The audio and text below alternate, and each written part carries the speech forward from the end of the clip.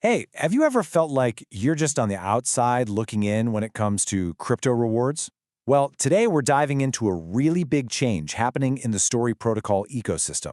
It's called SIP-00010, and it's a proposal that's basically tearing down the walls to make staking possible for everyone.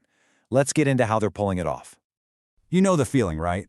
You see a crypto network, they're offering these awesome staking rewards, but then bam, you hit a wall. The price of admission is just way too high.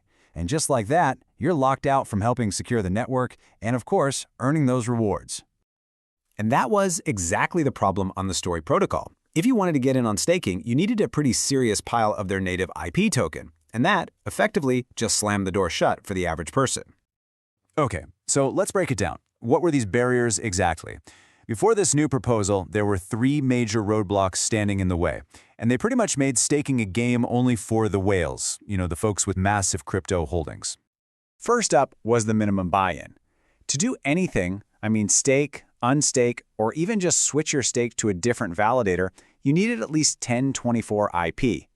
We're talking a four-figure investment just to even get a seat at the table. Second, the reward payouts. Okay, so even if you were staking, your rewards would only get sent to you automatically after you'd stacked up at least 8 IP. For a smaller staker, that could mean waiting a really long time to actually see any of those earnings. And finally, the fees. Every single staking action, whether you were just claiming rewards or moving your stake, came with a 1 RP fee.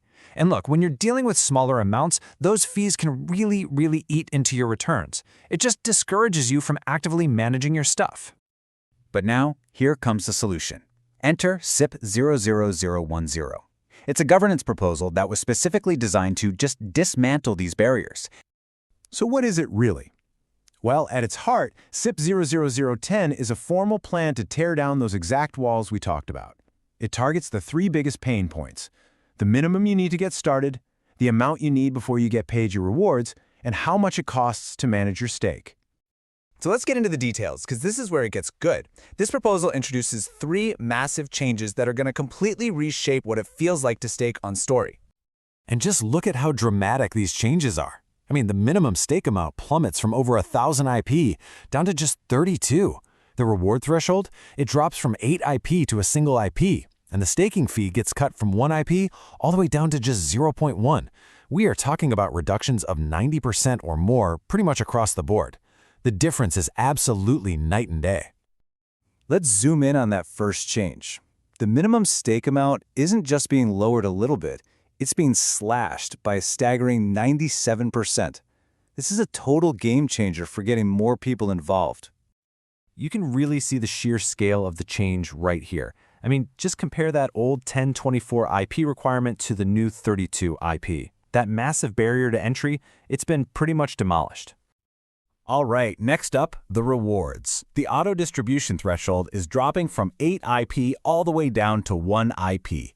That's an 87.5% reduction.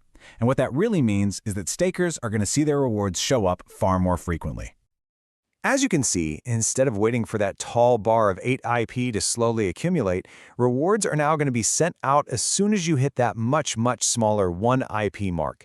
It makes the whole experience feel so much more immediate and, well, rewarding. And finally, let's talk about those fees. All the major staking operations now cost 90% less, dropping from 1 IP to just 0.1 IP. This makes it so much more affordable to actively manage your stake without worrying about high costs eating up all your profits. So we've covered all the numbers, but what does this really mean for you, as someone who might hold a small or mid-size amount of IP? How does this practically make your life better? Well, it means you can finally participate. You can actually start staking with just 32 IP. You can test the waters, put in a small amount before you commit more. You'll see those rewards hit your wallet more often. And you can move your stake or claim your rewards without it costing a fortune. You're in control. But the benefits go way beyond just individual stakers. These changes create all these positive ripple effects that actually strengthen the entire Story Protocol network. The logic here is actually pretty simple, but it's powerful. When you lower the barriers to entry, more people can join in as delegators. This leads to a wider, more distributed base of support for the validators, so you're not just relying on a few whales. And the end result of all that? A more decentralized and a more secure network for everybody. Now, it's really important to understand the context here. The team behind this proposal was very deliberate. This wasn't some radical, reckless change.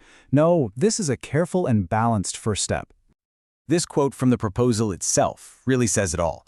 The changes were scoped to give the maximum benefit without just opening the floodgates to spam or creating performance issues. It's all about finding that sweet spot, that balance between accessibility and network health. And you know, this is probably just the beginning.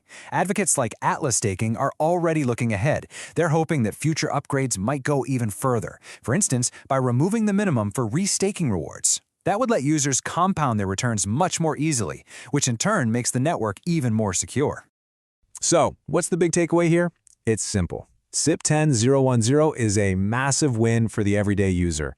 It transforms staking on the Story protocol from this exclusive club into an activity that is genuinely accessible, tangible, and affordable for a much, much broader community.